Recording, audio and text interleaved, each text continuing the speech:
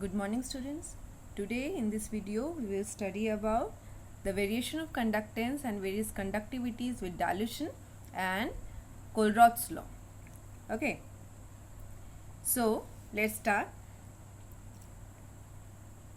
As discussed earlier, for weak as well as strong electrolytes, the electrolytic conductance as well as equivalent conductivity and molar conductivity increases with dilution, whereas the specific conductivity of an electrolytic solution decreases with dilution.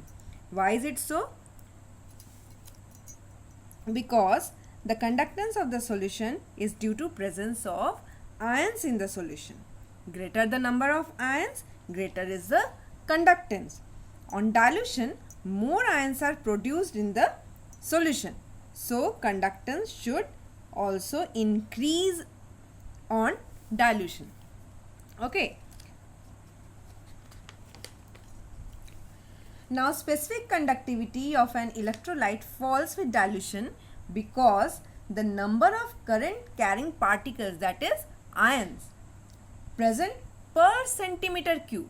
Per centimeter cube means in a unit volume of a solution becomes less and less with dilution. So, the specific conductivity falls. However, the increase in the equivalent and molar conductivity on dilution is due to the fact that these are the products of specific conductivity with volume. Specific conductivity decreases but volume due to dilution increases. So, the increase in the volume is so much that is compensates the decrease in the specific conductivity. Okay, so net result is increase in the equivalent and molar conductivity, right? Now, the molar conductivity of strong electrolytes found to vary with this equation. See, lambda m means molar conductivity at certain concentration is equal to lambda m naught. This is the molar conductivity at infinite dilution. You can also write molar conductivity at infinite dilution as like this. Okay, minus A root C. A is a constant which depends upon the type of electrolyte, basically on the charges present on the ions of electrolyte. Okay, and C is the concentration. This equation is known as Debye-Huckel and Onsager equation. Comparing this equation with a straight line equation, if we plot, then we get this type of plot for a strong electrolyte. This is a KCl. For example, KCl is a strong electrolyte. If we plot it against molar conductance, then we will get this type of plot. Now, the plot has the slope minus A. Okay, minus A will be the slope of the plot. The curve obtained for the strong electrolyte shows that there is only a small increase in the molar conductance with dilution. This is because strong electrolyte are completely dissociated in the solution from the beginning, whether it is diluted or concentrated. But with dilution, since the inter-ionic attraction, forces of attraction between the ions decreases, the molar conductivity increases. At higher concentration, we are not getting a straight line curve, but at lower concentration, a diluted state, the graph becomes a straight line. If this graph is extrapolated, we get this meets the axis and we get a value of lambda at infinite dilution. This is the plot for strong electrolyte. Now, as for weak electrolyte, see, like acetic acid is a weak electrolyte. A weak electrolyte dissociates to much lesser extent. Therefore, weak electrolyte conducts electricity to a smaller extent. Now, you will see that when a weak electrolyte is diluted, this is the concentrated, when the concentration decreases, the conductance increases rapidly for the weak electrolyte, and we are getting this type of curve. At very diluted concentration, at very diluted state, the graph becomes almost parallel to this y-axis. That is, if we extrapolate this graph, it will not meet the axis. That is, for weak electrolyte, we are not getting limiting molar conductivity by just extrapolating the graph for weak electrolyte. So, this problem was finally solved by Kohlrausch.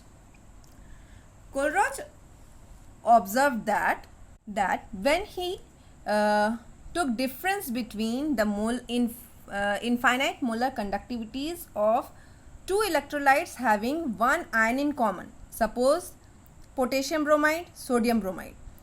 He took difference, it comes out to be, let it be X. Again, he took the same ions but the anion is different, potassium chloride, sodium chloride.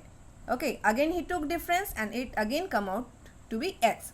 So again, if when he changed the anion, suppose potassium nitrate and sodium nitrate, the difference is again the same.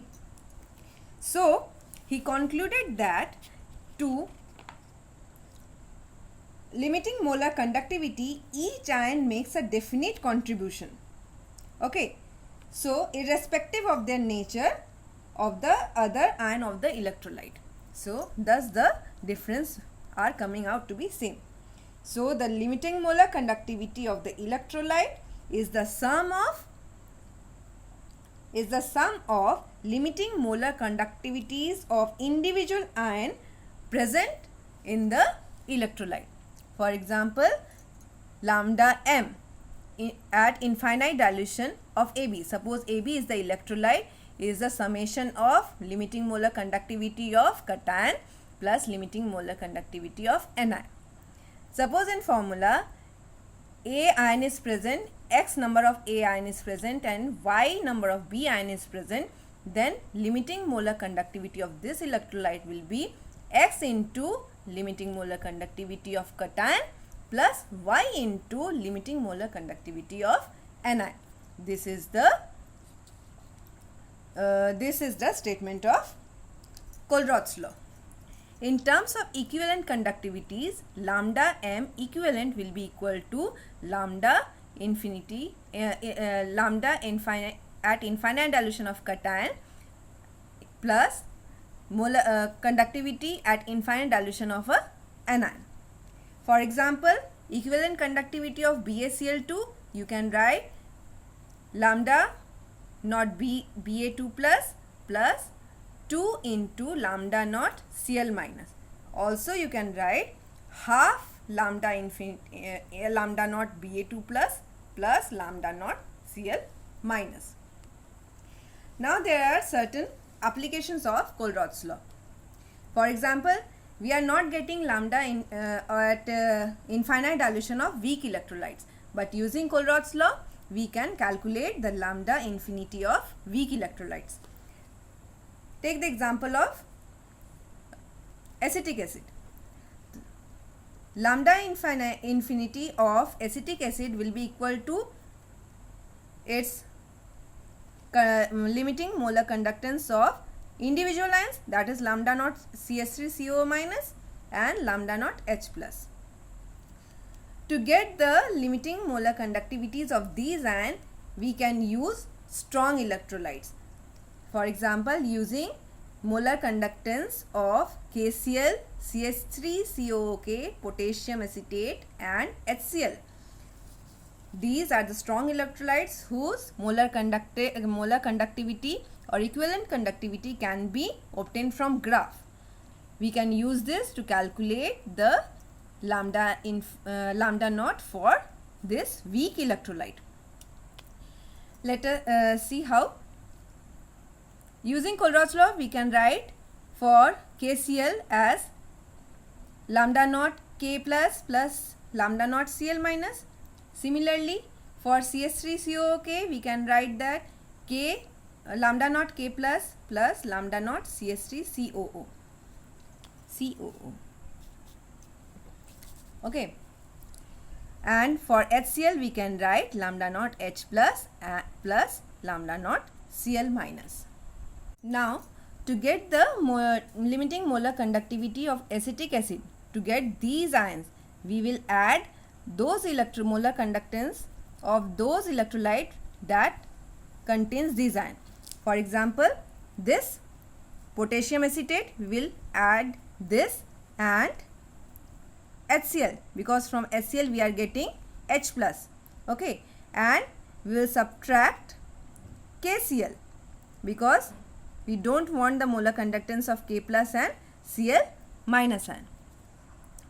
We have this is the potassium acetate plus limiting molar conductivity of HCl minus limiting molar conductivity of KCl. Okay, this K plus will cancel out with this, Cl minus will cancel out with this. So the remaining we will get acetate ion and H plus ion. Therefore, limiting molar conductivity of CH3COOH will be equal to limiting molar conductivity of potassium acetate plus limiting molar conductivity of HCl minus limiting molar conductivity of KCl. We can use this type of expression or this type of strategy to calculate various molar conductivities of various weak electrolyte. Once we have calculated the limiting molar conductivity of weak electrolyte, the degree of dissociation for that electrolyte can also be calculated, which is equal to lambda m at certain concentration C upon lambda m at infinite dilution. Okay. Similarly, for the weak electrolyte, we can calculate the constant Kc, which is equal to C alpha square minus 1 minus alpha. So, dissociation constant of weak electrolyte can also be calculated by using Kohlroth's law, by first calculating alpha and limiting molar conductivity of the electrolyte. Okay, that's all.